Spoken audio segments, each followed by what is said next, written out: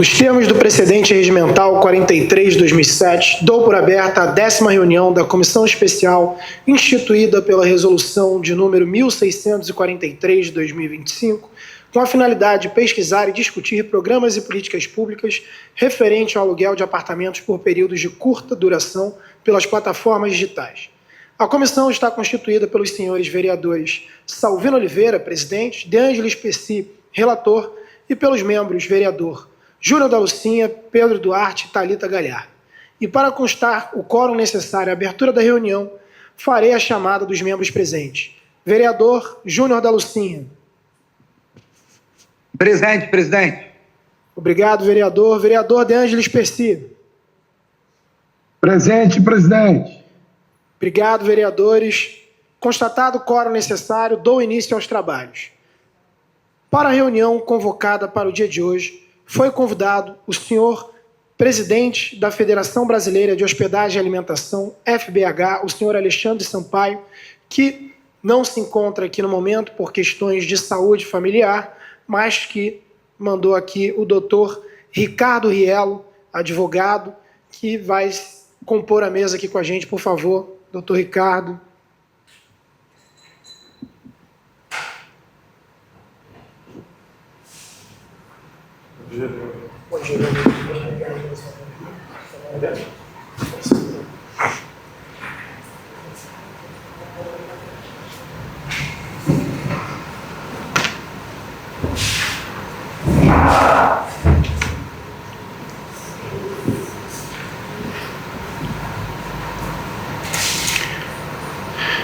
Na sequência, não, essa parte aqui dá para pôr. Vamos lá. Fazer uma breve fala de abertura, doutor Ricardo. Essa é a nossa última reunião dessa comissão. Foram 10 encontros, alguns muito acalorados. Esse é um debate, sem dúvida nenhuma, que mobiliza a sociedade. É um daqueles debates em voga no século XXI. Nós vivemos aí o que alguns autores chamam de tecnofeudalismo, mas, de fato, as plataformas digitais e as novas tecnologias, elas têm pautado as relações humanas em todos os seus âmbitos. E não é diferente no setor de hospedagem, em que as plataformas surgiram, elas, claro, que a gente sempre repete, têm uma importância muito grande para a cidade do Rio de Janeiro, para a economia do Rio de Janeiro, mas que, no nosso entendimento, carecem de uma legislação, de regras de boa convivência. Então, queria, antes de fazer qualquer pergunta, abrir para o senhor fazer uma explanação inicial de quem é o senhor, o que o traz aqui, e da importância do debate sobre a regulamentação das plataformas de hospedagem de curtíssima duração. Bom dia a todos. Meu nome é Ricardo Riello, eu sou assessor jurídico da Federação Nacional de Hotéis, Restaurantes, Bares e Similares. Já há bastante tempo atuo no setor há 24 anos, mestre em Direito Econômico e Desenvolvimento, e estamos aqui, vereador, honrados pelo convite, a fim de contribuir com o Parlamento Carioca nessa importante discussão e que afeta diretamente os hotéis tradicionais aqui na nossa cidade. Eu começo dizendo que realmente não é possível que a Câmara Municipal feche os olhos à realidade cotidiana. Então, a locação por temporada, acoplada inclusive com serviços de hospedagem, é uma realidade. Então, não tem como apagar isso, jogar um cobertor em cima para poder esquecer. Outra questão também são os percalços causados por esse tipo de locação nos condomínios edilícios, né? Há uma grita muito grande também, a jurisprudência aqui do Tribunal de Justiça do Estado do Rio vem mudando nesse sentido, permitindo, inclusive, a proibição desse tipo de locação acoplada com serviços de hospedagem, que cria um tumulto na vida do condomínio. Em relação aos hotéis que nós coordenamos os sindicatos, são 48 sindicatos no Brasil, sindicatos de hotéis, restaurantes, bares e similares, a maior reclamação, a maior reivindicação desse setor diz respeito à concorrência desleal perpetrada por essa locação acoplada com serviço de hospedagem. Então, falta aqui no município, como em grande parte do Brasil, primeiro, uma caracterização de que quando você faz uma locação por temporada acoplada com serviço de hospedagem, ou alimentação preparada, você, na verdade, você tem um negócio, você tem uma empresa informal, você tem uma configuração do serviço de hospedagem. Então, não é razoável que os hotéis tradicionais possam competir com esse tipo de coisa, porque quem aluga o seu imóvel com serviço de hospedagem não paga tributo nenhum ou paga um tributo mínimo, imposto de renda, mas, enfim, o ISS, inclusive, é deixado para os intermediadores lá, normalmente, na cidade de São Paulo, que é onde eles têm sede, e nada vem aqui para o Rio de Janeiro. Então, a legislação tributária hoje diz que o intermediador, quando ele ofere uma receita dessa locação, que é perpetrada pelas plataformas digitais de hospedagem, esse ISS ele é vertido, ele vai todo para a sede dessa empresa intermediadora. E hoje é na cidade de São Paulo. Então, duas questões. Uma, o escoamento dos tributos, quer dizer, a diminuição da receita tributária da cidade, e outra, a concorrência desleal perpetrada em cima dos hotéis tradicionais, que muitas vezes estão numa mesma zona de estabelecimento. Outra ideia importante seria restringir esse zoneamento, somente permitir a locação por temporário através de plataformas digitais de hospedagem em algumas zonas da cidade. É uma ideia que se põe aqui. Muito obrigado. Obrigado, doutor Ricardo. Eu passo aqui para a primeira pergunta. As plataformas estão sujeitas às mesmas regras de identificação de hóspedes do que os hotéis tradicionais? Quais outras semelhanças e diferenças nas obrigações fiscais e trabalhistas entre a hospedagem tradicional e as plataformas? Vereador, trabalhista, relações de trabalho não tem obrigação nenhuma, né? Normalmente eles contratam autônomos, faxineiras para limpar, diaristas para limpar o imóvel.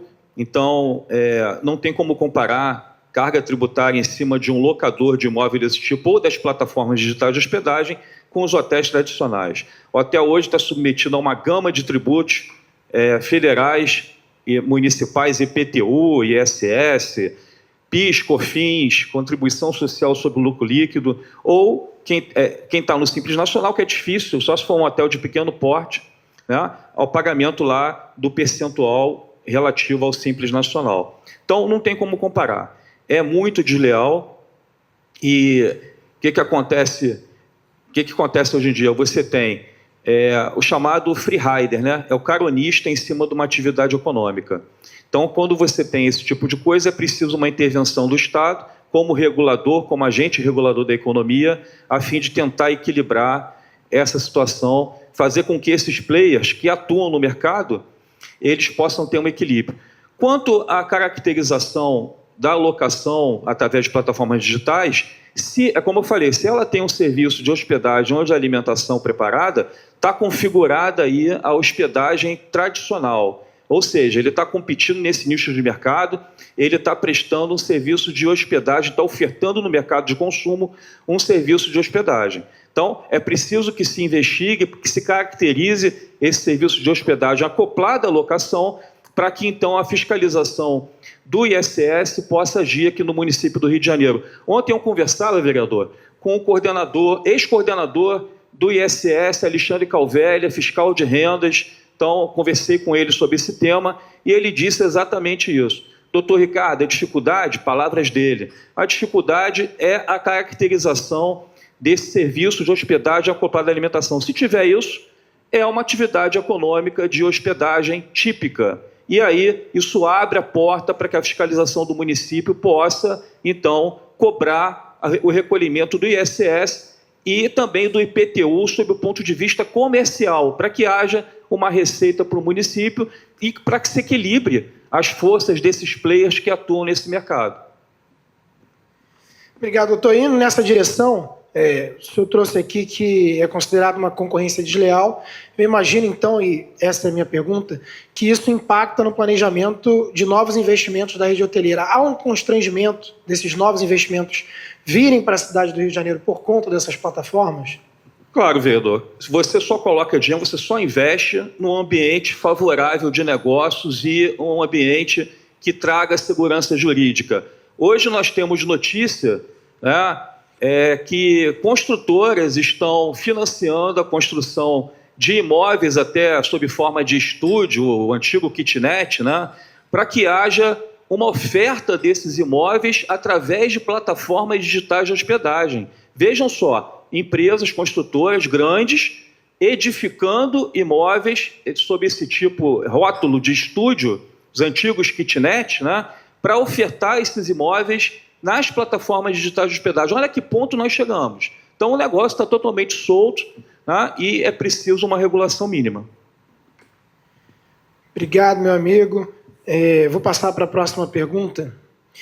A gente tem visto a cidade do Rio de Janeiro como, de fato né, como uma cidade de grandes eventos, uma cidade que, de alguma maneira, está no imaginário do mundo, né? As pessoas querem conhecer o Rio de Janeiro, querem conhecer uma dessas que é uma das maravilhas do mundo, que é o Cristo Redentor. Elas têm esse desejo. O Rio está no imaginário da população do mundo inteiro.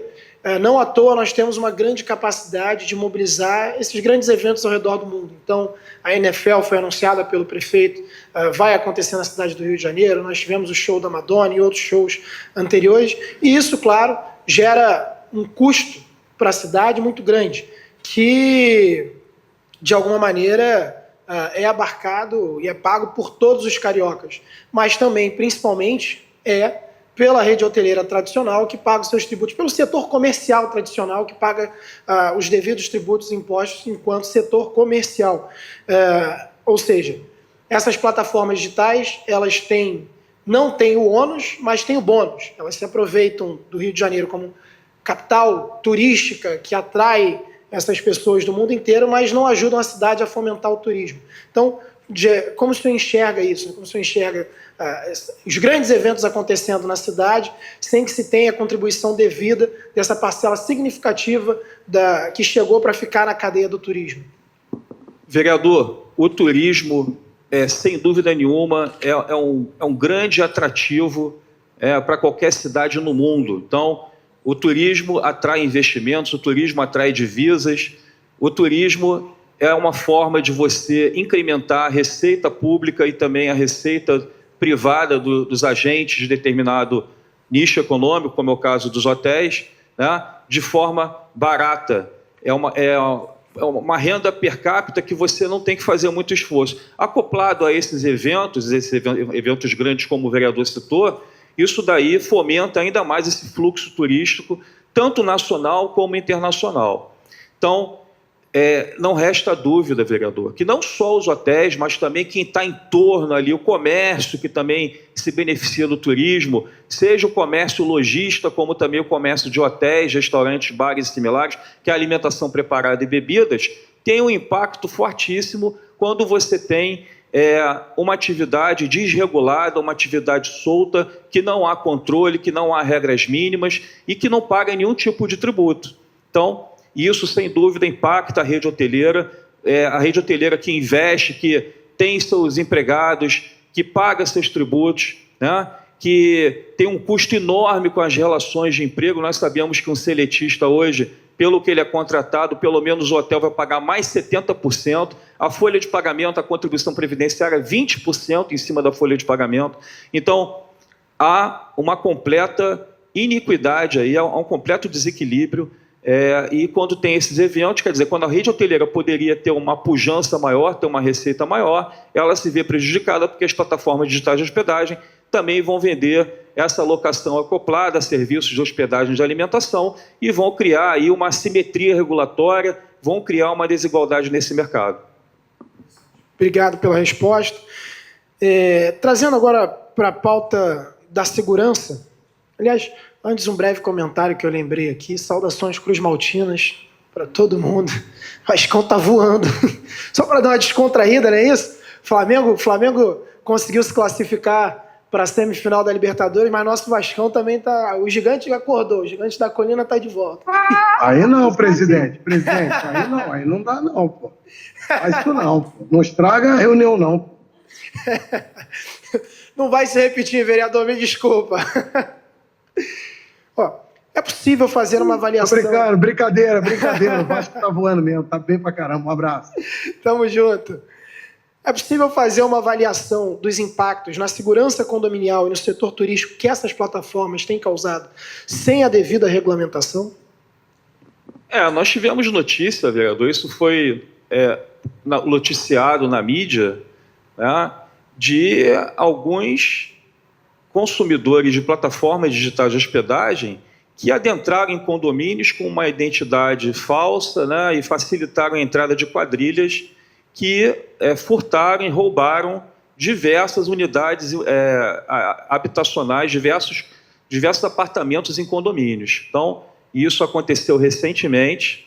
É preocupante, porque você traz aqui para a nossa cidade todo tipo de pessoa, e por mais que os condomínios se esforcem, e também a segurança pública, não há como você ter um controle. Por quê? Porque não tem uma legislação específica que regule esse tipo de atividade. Então, você tem todo tipo de pessoa que vem do exterior e que vem aqui de território nacional se hospedando através da plataforma digital de hospedagem em condomínios, e o síndico fica doido, não tem como controlar isso, né? Alguns exigem um cadastro mínimo, mas esse caso, por exemplo, que eu citei, apresentaram identificação falseada, falsa, documentos falsos, se hospedaram dentro do condomínio e facilitaram a entrada de uma quadrilha que roubou diversos apartamentos. Isso daí saiu na mídia, saiu no Bom Dia Rio, no RJTV recentemente. Então é preocupante porque, logicamente, que isso traz impactos na segurança pública da cidade. Tem uma outra questão que é muito importante. Nós vimos há pouco tempo um estudo encomendado por uma dessas plataformas, né, pelo Airbnb, mostrando quanto o turista que se hospeda em uma dessas plataformas gasta na cidade, né? Movimentam um volume aí financeiro de quase 9 bilhões de reais por ano, um pouco mais de 9 bilhões de reais por ano. Só que, vendo o estudo, facilmente a gente percebe que a métrica utilizada, você pode substituir Airbnb por turista, que ele está considerando ali na margem de cálculo o custo do táxi, o custo do ônibus, o custo da alimentação, o custo... Então, há algum estudo da rede hoteleira que mostre o quanto esse turista que se hospeda na rede gasta na cidade, o quanto ele movimenta na economia da cidade? Olha, vereador, o que eu posso dizer é que nós temos um estudo encomendado. A nossa federação sindical é uma federação sindical patronal que já vai completar 70 anos. Então, nós somos filiados à Confederação Nacional do Comércio de Bens, Serviços e Turismo, a CNC, que é uma das maiores confederações patronais do nosso país. Lá eles têm uma divisão de economia e o nosso presidente solicitou, sim, um estudo para que essa gerência de economia lá da CNC possa nos balizar em relação a isso. Então, logo nós tenhamos esses dados, nos comprometemos a repassar a Vossa Excelência. Senhor, Vossa Excelência, né? Que chique, tá vendo? Mas pode chamar de você, que o vereador jovem tem licença poética. Por fim, a última pergunta. O doutor começou a falar sobre isso, é importante trazer para a reunião. Há a sensação de que a tendência da construção imobiliária na cidade é a de estúdios, para investidores anunciarem nas plataformas. Em uma cidade em que há déficit habitacional, de que forma a tendência do mercado imobiliário tem afetado o preço dos aluguéis tradicionais e, mais que isso, tem influenciado no lançamento de novos imóveis na cidade? Um movimento que a gente, sem dúvida nenhuma, já assistiu em outras grandes cidades, que no Rio acontece ainda de maneira muito tímida, né? Mas que nós já enxergamos nas grandes metrópoles da Europa, dos Estados Unidos e até da América Latina, em que os moradores naturais, aos poucos, vão sendo expulsos, vão sendo expulsos dos seus locais de origem, e, em contrapartida, esses aluguéis de curta temporada vão se multiplicando e o preço do aluguel tradicional vai aumentando, né? Isso é uma reflexão que faz sentido. Quando você tem uma oferta desordenada, quando você tem investimento das grandes construtoras para fomentar esse mercado paralelo, você, logicamente, tem um impacto no preço dos aluguéis, tá? Você tem uma diminuição de áreas tipicamente residenciais, você tem uma infiltração desse tipo de agente na área locatícia e você vai ter um resultado, vai ter um efeito negativo para o mercado imobiliário. Você vai ter um preço de aluguel superinflacionado e isso também, por tabela, vai atingir os hotéis tradicionais estabelecidos na cidade. Obrigado. Vou passar então para as considerações finais. Vereador De Angelis, vereador Júnior, gostariam de fazer uso da palavra?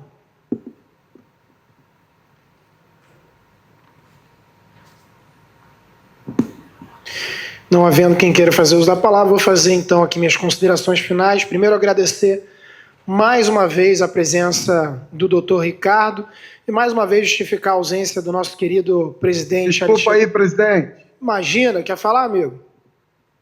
Tentei entrar, não consegui. Consegui agora. Posso falar? Por favor.